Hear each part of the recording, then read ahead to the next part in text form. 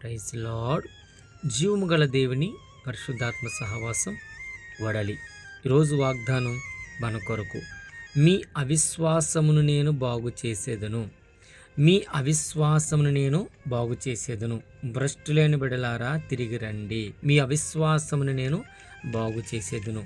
ప్రియమైన దేవుని సంగమా, ప్రియమైన దేవుని బిడ్డ, దేవుడు మనకు ఒక పిలుపునిస్తున్నాడు. మనకున్న అవిశ్వాసమును, మనం ఉన్నటువంటి అవిశ్వాస జీవితములో నుండి దేవుడు నిన్ను పిలుస్తున్నాడు. విశ్వాసములు వెనకబడి దారి తప్పిన ప్రజలతో ఇశ్రాయేలులను దేవుడు ప్రేమతో తిరిగి రమ్మని చెప్తున్నాడు. క్షమాపణతో మరియు స్వస్థతతో మనుషులు చేసే పొరపాట్లను, వారిలో ఉన్నటువంటి అవిశ్వాసాన్ని లేక నమ్మక ద్రోహాన్ని క్షమించి వారు ఆధ్యాత్మికమైన జీవితాన్ని తన స్వయంగా బాగు చేస్తానని దేవుడు మనకు వాగ్దానం ఇస్తున్నాడు. హల్లెలూయా.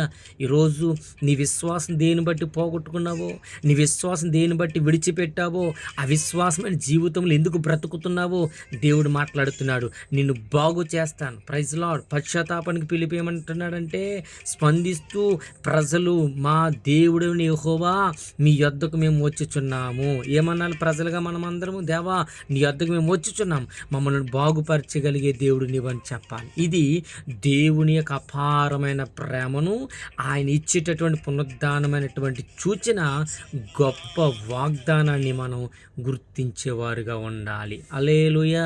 ప్రియమైన దేవుని బిడ్డలారా, ఈ వాక్కును బట్టి దేవుని స్తుతించండి, ప్రభుని ఘనపరచండి.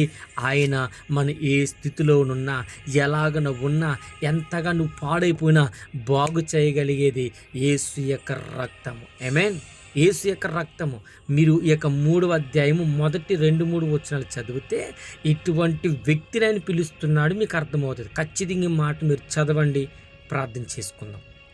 మహాగుణుడా, మహోన్నతుడా, పరిశుద్ధుడా, ప్రేమగల తండ్రి, నీ పరిశుద్ధమైన నామను బట్టి నీకు వందనాలు, స్తోత్రాలు, స్తుతులు చెల్లిస్తూ ఈ ఉదయకాల సమయంలో మమ్మల్ని అందరినీ నీ కృపకు పాత్రులుగా నింపుకున్నందుకు, నిలబెట్టినందుకు వందనాలు అయ్యా.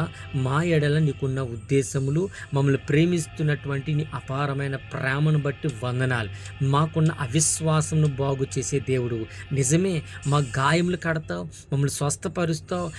వాటన్నిటితో పాటుగా మా విశ్వాసమును, మా అవిశ్వాసమును కూడా బలపరిచే దేవుడువు, దృఢపరిచే దేవుడువు. నీవు తప్ప మరొకరు లేరని మరొక్కసారి నువ్వు మాతో మాట్లాడినటువంటి నీ కృప కొరకు వందనాలు చెల్లించుకుంటూ, ఈ దినాన్ని మా బిడ్డలు ఎందుకైతే ఏ విషయంలో అవిశ్వాసంలోనికి వెళ్ళిపోయి నా పట్ల దేవుడు చేసే కార్యము కొరకు ఎదురు చూడ